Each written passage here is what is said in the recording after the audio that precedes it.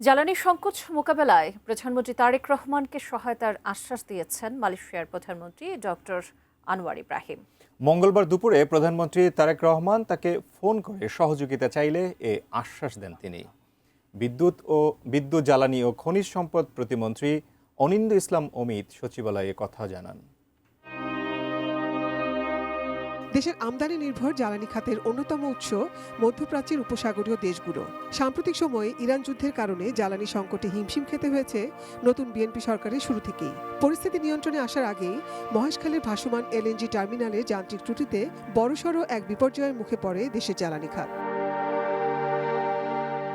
সাম্প্রতিক সময়ে মালয়েশিয়া সফরের সময় প্রধানমন্ত্রী তারেক রহমান বাণিজ্যিক বিভিন্ন খাতে সহায়তা চেয়েছেন বন্ধুপ্রতিম রাষ্ট্রটির কাছে। সেই এজেন্ডাতে জ্বালানি খাতেও সহায়তার বিষয়টি অন্তর্ভুক্ত ছিল। দেশ যখন ধারাবাহিক অনিশ্চিত জ্বালানি সংকটে, তেমন সময়ে মঙ্গলবার দুপুরে প্রধানমন্ত্রী তারেক রহমান ফোনে কথা বলেন মালয়েশিয়ার প্রধানমন্ত্রী ডক্টর আনোয়ার ইব্রাহিমের সাথে। Optical brighter, photo catalyst, active granule সমৃদ্ধ বসুন্ধরা পাওয়ার ওয়াশ, ঝলমলে কাপড়ে ফুরফুরে মন। সমস্যার গুরুত্ব অনুভব করে মাননীয় প্রধানমন্ত্রী গতকাল মালয়েশিয়ার প্রধানমন্ত্রী মিস্টার আনোয়ার ইব্রাহিমকে একটি পত্র লেখেন, যেটি আজকে আমাদের মাননীয় শিক্ষা উপদেষ্টা ডক্টর মাহাদি আমিন তিনি মালয়েশিয়াতে হস্তান্তর করেছেন কুয়ালালামপুরে। এবং আজকে বাংলাদেশ সময় দুপুর 2টায় মাননীয় প্রধানমন্ত্রী তারেক রহমান মালয়েশিয়ান প্রধানমন্ত্রী জনাব আনোয়ার ইব্রাহিমের সাথে ফোনে কথা বলেছেন। বাংলাদেশের এই উদ্ভূত জ্বালানি সংকট মোকাবেলায় তার দেশের সহযোগিতা কামনা করেছেন। জ্বালানি প্রতিমন্ত্রী বলেন, মালয়েশিয়া থেকে জ্বালানি আমদানির সুযোগ নিয়ে কাজ চলছে।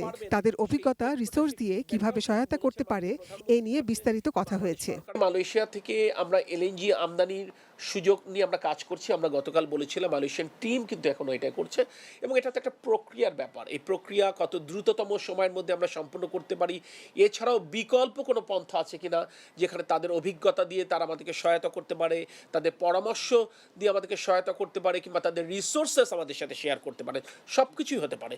জ্বালানি প্রতিমন্ত্রী আরও জানান, দেশি বিশেষজ্ঞরা এলএনজির ভাসমান টার্মিনালের ত্রুটি সমাধানে প্রাণান্তকর চেষ্টা করছেন। আগামী সপ্তাহের শুরুতেই 280 থেকে 380 মিলিয়ন ঘনফুট গ্যাস সরবরাহ করতে সক্ষম হবে বলে আশাবাদ তার।